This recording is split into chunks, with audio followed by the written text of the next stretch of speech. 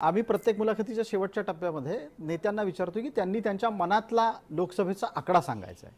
तुम्ही 2-3 आकडे सांगा। एक, देशात एनडीएला किती मतं, भाजपला किती जागा, हे दोघांनाही एनडीएला किती जागा मिळतील, भाजपला, कारण ते 400 पारचा दावा केलाय त्यांनी। मी आपल्याला सांगतो की ज्या पद्धतीनं मोदीजींनी आणि शहाजींनी आता काम केलेत साहेबांनी, काश्मीरच्या बाबतीमध्ये तर 370 कलम त्यांनी हटवलंच, पण 6000 कोटीच्या विकासाची भूमिपूजन केली प्रसादजी। साधी गोष्ट नाही आहे काश्मीरमध्ये। याचा अभ्यास कोण करत नाही, याच्या खोलवर कोण जात नाही। आणि ही सगळी कामाची पद्धत जर आपण पाहिली तर 400 पार केलं तर मला नवं वाटत नाही। नाही नवं।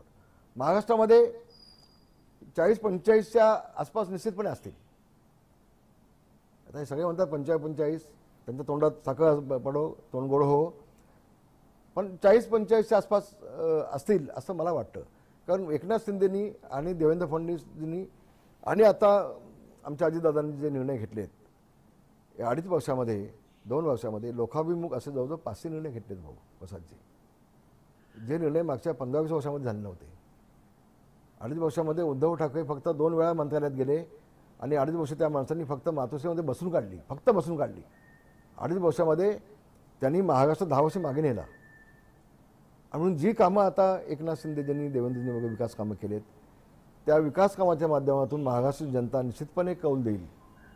एक तुम्हाला लहानसं उदाहरण देतो। आधी कसं होतं, अमुक टक्के पाऊस पडला तर तो दुष्काळ, नाही तर दुष्काळाचं शेतकऱ्यांना निधी मिळत नव्हता।